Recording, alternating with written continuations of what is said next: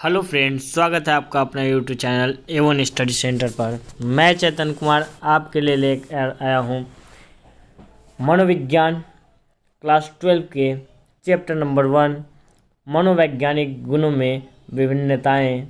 तो आइए, पहला वीडियो देखने के बाद आज हम दूसरा वीडियो देखेंगे और इसमें देखेंगे कि कौन कौन से मनोवैज्ञानिक गुण हैं और उसका मूल्यांकन कैसे किया जा सकता है, मनोवैज्ञानिक गुणों का मूल्यांकन करना क्यों ज़रूरी है। इन तमाम चीज़ों को आज हम इस वीडियो में देखेंगे। तो आइए बिना देर किए शुरू करते हैं। आज जो हम टॉपिक पढ़ने जा रहे हैं वह टॉपिक है मनोवैज्ञानिक गुणों का मूल्यांकन। आपको बता दें, बहुत सारे ऐसे मनोवैज्ञानिक गुण हैं हमारे अंदर जिसका मूल्यांकन करना अति आवश्यक है। अब आपके मन में यह प्रश्न चल रहा होगा कि आखिर मनोवैज्ञानिक गुणों का मूल्यांकन क्यों ज़रूरी है। आप सोच रहे होंगे कि यदि मनोवैज्ञानिक गुणों का मूल्यांकन किया जाएगा तो इससे क्या लाभ हो सकता है। नो डाउट आपको यह बता दें कि यदि मनोवैज्ञानिक गुणों का मूल्यांकन किया जाए तो हमें इसका जो है ना बहुत सारे लाभ मिल सकते हैं। जैसे यदि हम किसी भी छात्र का मनोवैज्ञानिक गुणों का मूल्यांकन कर लेते हैं तो हम जान सकते हैं उसके बुद्धि को, उसके व्यक्तित्व को, उसके अभिक्षमता को, उसके मूल्य को, उसके सिद्धांत को और इसी प्रकार के अनेक सारी क्षमताओं को जो उसके अंदर विद्यमान हैं उसको जान सकते हैं। और यदि हम इन सभी बिंदुओं को जान लेते हैं तो हमें उसके कमजोरी और उसके ताकत के बारे में पता चल जाता है और तब हम उसके कमी को दूर करने के लिए यथासंभव प्रयास करते हैं और उसे एक सफल व्यक्ति बनाते हैं। इसलिए हम कह सकते हैं कि किसी भी व्यक्ति के मनोवैज्ञानिक गुणों का मूल्यांकन अत्यंत आवश्यक है। तो आइए बिना देर किए देखते हैं इसमें कौन कौन सी बातों को दिया है और उसका हमारे सिलेबस से क्या संबंध है। देखिए, दिया है इसमें व्यक्ति के मनोवैज्ञानिक गुणों का संबंध बहुत सरल घटना जैसे किसी उद्दीपक के प्रति अनुक्रिया करने में लगने वाले समय अर्थात प्रतिक्रिया काल से होता है और बहुत अधिक व्यापक संप्रत्यय जैसे प्रसन्नता से भी होता है। थोड़ा सा आगे बढ़ेंगे और देखेंगे प्रसन्नता से भी होता है। मापन करने योग्य समस्त मनोवैज्ञानिक गुणों को परिभाषित करना और उसकी सूची बना पाना एक कठिन कार्य है। कहने का मतलब क्या है कि एक व्यक्ति में बहुत सारे मनोवैज्ञानिक गुण होते हैं और उन सभी मनोवैज्ञानिक गुणों को जानना, समझना और उसका मूल्यांकन करना यह सरल कार्य नहीं है। फिर भी हम ऐसा इसलिए करते हैं ताकि हम किसी व्यक्ति के कमी को जान सके और उसे दूर करके उसे एक बेहतर व्यक्ति बना सके, उसके जीवन में आने वाली कठिनाइयों को दूर कर सके। आइए आगे देखते हैं। किसी मनोवैज्ञानिक गुणों को समझने का पहला चरण उसका मूल्यांकन करना है। जब तक हम किसी चीज़ का मूल्यांकन नहीं करेंगे तब तक हम उसके बारे में नहीं जान सकते। इसलिए किसी मनोवैज्ञानिक गुणों का मूल्यांकन करके और हम उस व्यक्ति से संबंधित बहुत सारी जानकारी इकट्ठा कर सकते हैं।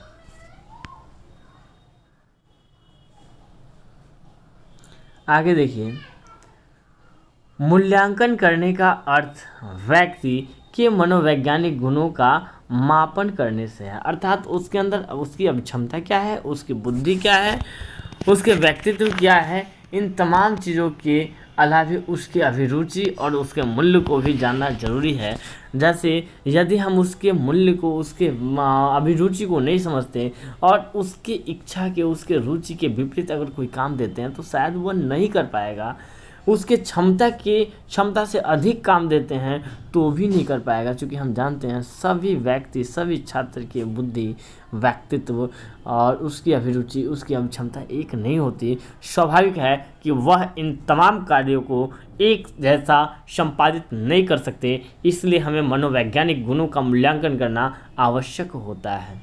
आगे देखिए, मापन के अंतर्गत व्यक्तियों के गुणों की तुलना करने की अनेक मानक विधियां अपनाई जा सकती है। देखिए, मतलब वैसे तो मेथड बहुत सारे हैं जिसका अप्लाई करके हम किसी व्यक्ति के मनोवैज्ञानिक गुणों का जो है ना जांच पड़ताल कर सकते हैं, लेकिन यहाँ हम सभी चीज़ों का अप्लाई नहीं करेंगे। जो हमारे सिलेबस का होगा, जो हमारे लिए उपयोगी होगा, हम उन्हीं चीज़ों का करेंगे। देखते हैं आगे। किसी व्यक्ति में किसी गुण की उपस्थिति तभी स्वीकार की जाती है जब उस गुण का किसी वैज्ञानिक विधि से मापन किया जा सके। कहने का मतलब देखिए, यदि किसी व्यक्ति को फीवर लगा है और उसका शरीर गर्म है तो हम थोड़ी बोलेंगे उसको फीवर लगा है। उसके लिए हम क्या करते हैं, थर्मामीटर जो एक मानक है, वैज्ञानिक टेक्निक के द्वारा हम उससे मेजर करके बोलते हैं अच्छा इसको इतना डिग्री सेल्सियस या इतना डिग्री फ़ारेनहाइट फीवर है, कहते हैं ना।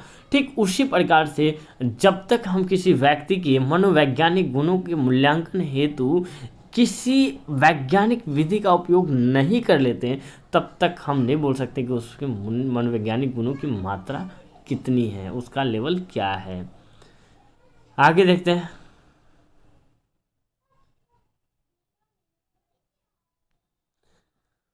उदाहरण के लिए जब हम कहते हैं कि हरीश एक प्रभावी व्यक्ति है, एक प्रभावी, तो उसमें ये गुण होना चाहिए ना, तो हम हरीश के प्रभाविता होने की मात्रा का संकेत करते हैं। अर्थात हम यह कह रहे हैं कि हरीश में प्रभाविता के गुण जो है वह विशेष है, कुछ ज़्यादा है। हरीश के बारे में हमारा यह कथन उसके प्रभाविता होने के गुण का हमारे द्वारा किए गए मूल्यांकन का परिणाम है। अर्थात हम मूल्यांकन करने के बाद ही इस कथन को कह रहे हैं कि हरीश के अंदर प्रभाविता का जो गुण है वह अधिक है, और शायद यही कारण है कि हरीश प्रभावी छात्र है। समझ में आया? आगे बढ़ते हैं। किसी गुण का मूल्यांकन औपचारिक अथवा अनौपचारिक हो सकता है। ठीक है, औपचारिक मूल्यांकन वस्तुनिष्ठ, मानकीकृत तथा व्यवस्थित रूप से किए जा सकते हैं। कहने का मतलब कि जो हमें औपचारिक मूल्यांकन करने हैं तो औपचारिक मूल्यांकन का कुछ तौर तरीका है, कुछ विधि है जिसके द्वारा हम उसका मूल्यांकन कर सकते हैं। जैसे इसमें दिया है वस्तुनिष्ठता होनी चाहिए, मानकीकृत कोई स्टैंडर्ड होना चाहिए और व्यवस्थित होना चाहिए। लेकिन दूसरे में देखते हैं, दूसरी ओर अनौपचारिक मूल्यांकन जिन व्यक्तियों को का किया जाना है उसके बदल जाने से तथा मूल्यांकन करने वाले व्यक्तियों के बदल जाने से परिवर्तित होता रहता है। कहने का मतलब कि यदि आपका मूल्यांकन करना, अनौपचारिक मूल्यांकन आपका करना है और आपकी जगह किसी दूसरा का कर दे तो रिजल्ट तो बदलना ही है। या आप ही का मूल्यांकन मेरे द्वारा न किया जाए, दूसरे के द्वारा किया जाए तो भी क्या हो जाएगा, अनौपचारिक मूल्यांकन में परिवर्तन हो जाता है, जिससे प्राप्त परिणाम या मूल्यांकन की व्यक्तिनिष्ठ व्याख्या होने लगती है। कहने का मतलब कि जिस प्रकार से हम आपके बारे में पहले से सोच कर रखेंगे यानी हमारे अकॉर्डिंग वस्तुनिष्ठ नहीं हो पाएगा, यह व्यक्तिनिष्ठ हो गया। हम आपको अच्छा मानते तो अच्छा रिजल्ट ला देंगे, हम आपको बुरा मानते तो बुरा रिजल्ट ला देंगे। तो इसमें वैज्ञानिक परिशुद्धता की कमी होती है, इसलिए अनौपचारिक मूल्यांकन उतना प्रभावी नहीं होता। मनोवैज्ञानिक गुणों के औपचारिक मूल्यांकन के लिए मनोवैज्ञानिकों को प्रशिक्षित किया जाता है। कहने का मतलब कि यदि किसी व्यक्ति के मनोवैज्ञानिक गुण का औपचारिक मूल्यांकन करना है तो इसके लिए पहले उसे ट्रेनिंग देकर ट्रेंड किया जाता है, प्रशिक्षण दिया जाता है, प्रशिक्षित किया जाता है। इसके बाद उसे किसी के मूल्यांकन हेतु आगे भेजा जाता है। मतलब इतना समझ में आ गया होगा। अब हम उम्मीद करते हैं कि इसमें आपको किसी प्रकार का कोई डाउट नहीं होगा। हम थोड़ा सा और आगे बढ़ने का प्रयास करते हैं। देखिए इसमें है मूल्यांकन कर लेने के पश्चात प्राप्त सूचना के आधार पर हम हरीश द्वारा भविष्य में किए जाने वाले व्यवहारों का पूर्व कथन कर सकते हैं। हम यह पूर्व कथन कर सकते हैं कि यदि भविष्य में हरीश को किसी दल के नेतृत्व करने का अवसर दिया गया तो उसके एक सत्तावादी नेता होने की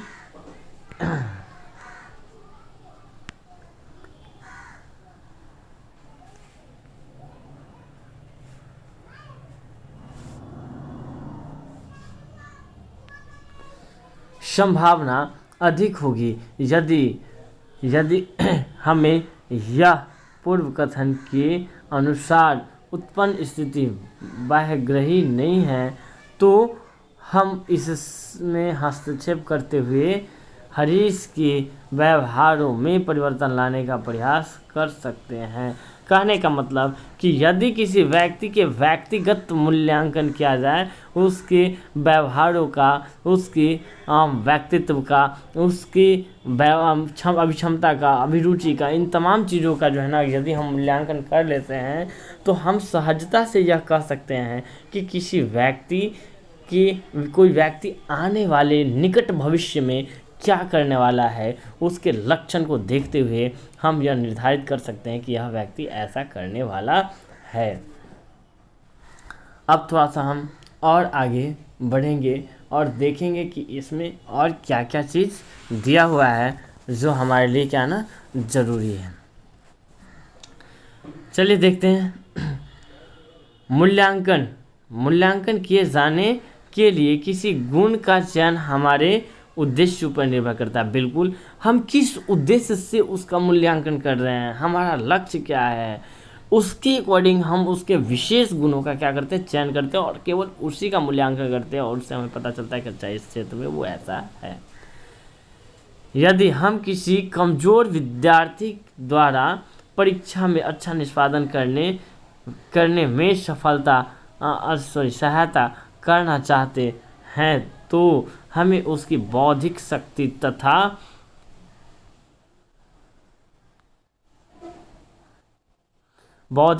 तथा कमजोरियों का मूल्यांकन करना होगा। बिल्कुल, यदि कोई व्यक्ति, कोई बच्चा, कोई छात्र जो एग्ज़ाम दे रहा है और हम चाहते हैं कि उसमें जो है ना वह अच्छा निष्पादन करे, जबकि उसके अंदर ये टैलेंट है नहीं, फिर भी हम यह उम्मीद रख रहे हैं, तो जब हम उस पर मेहनत करेंगे, जब हम उसे समय देंगे तो उस समय हमें इन बातों का ध्यान रखना आवश्यक है कि उसकी कमजोरी क्या है, कहाँ किन चीज़ों को वो समझ नहीं पाता है, कहाँ उसकी क्षमता जाकर रुक जाती है और हमें उसे पुश करना होगा, थोड़ा सा धक्का देना होगा ताकि उसकी कमजोरी को दूर किया जा सके और उसकी बौद्धिक क्षमता को और बेहतर बनाया जा सके, उसे आंतरिक और बौद्धिक शारीरिक तौर पे और स्ट्रॉन्ग किया जा सके। और उसके बाद यदि उसका परीक्षा हम लेते हैं तो उसका मूल्यांकन जब हम करेंगे परीक्षा के बाद तो उसका निष्पादन स्तर बेहतर होगा। आगे देखिए, यदि कोई व्यक्ति अपने परिवार तथा पड़ोस के सदस्यों के साथ समायोजन नहीं कर पा रहा है तो हम उसके व्यक्तित्व विशेष को के मूल्यांकन पर विचार करेंगे। देखिए भाई, यहाँ कहने का मतलब कि अभी तक तो हम उसके एग्ज़ाम में अच्छा प्रदर्शन की बात कर रहे थे, इसलिए हम उसके बौद्धिक क्षमता के मूल्यांकन और उसके कमजोरी के बारे में जानना चाह रहे थे। लेकिन अब जो है ना एग्ज़ाम में, अब परीक्षा में निष्पादन के सवाल ही नहीं है। अब क्या है, अब सामाजिक जीवन की बात आ गई है। समाज में, परिवार में जो उसके पड़ोसियों के जो सदस्य है, उससे उसका तालमेल अच्छा नहीं रह पा रहा है। इसका मतलब कि उसके सोचने, समझने, निर्णय लेने की क्षमता कुछ अलग हो सकती है, उसका व्यक्तित्व अलग हो सकता है। इसलिए व्यक्तित्व में कुछ कमी है, यदि हम उसे सुधार दें तो वह बेहतर बन सकता है। इसलिए हमें उस व्यक्ति के बारे में जो है ना, उसके व्यक्तित्व का जो है ना मूल्यांकन करना होगा। और यदि हम उसके व्यक्तित्व का मूल्यांकन कर लेते हैं तो हम उसको जो है ना सुधार सकते हैं, उसके कमियों को फिर से दूर करके बेहतर कर सकते हैं। यदि किसी व्यक्ति में अभी प्रेरणा की मात्रा बहुत कम है तो हम उसकी अभिरुचि तथा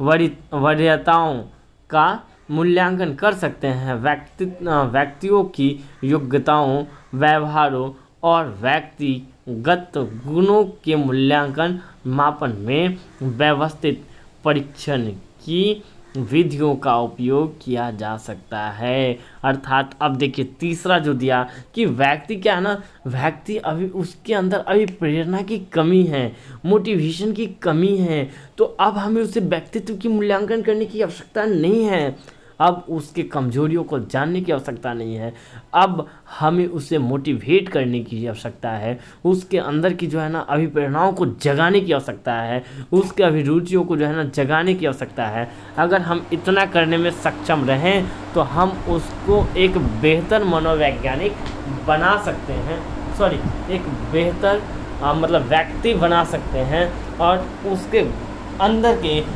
गुण को और निखार सकते हैं, उसके अंदर की कमजोरी को दूर कर सकते हैं। और इस प्रकार से हम उन समस्याओं को भी क्या कर सकते हैं, दूर करके जो है ना उसके जीवन में सामंजस्य स्थापित कैसे किया जाता है ये करवा सकते हैं। चलिए इसके बाद जो अगला टॉपिक है आपका मनोवैज्ञानिक गुण के कुछ क्षेत्र, इसको हम अगले वीडियो में पढ़ेंगे। आज जो हम आपको बताएं, जो हम आपको समझाएं, वो हमें ज़रूर बताइएगा कि यह आपको कैसा लगा। यह वीडियो देखने के बाद आपको कुछ फ़ायदा हुआ या नहीं, यह भी हमें कमेंट कीजिएगा। और यह वीडियो देखने के लिए आपका बहुत बहुत धन्यवाद।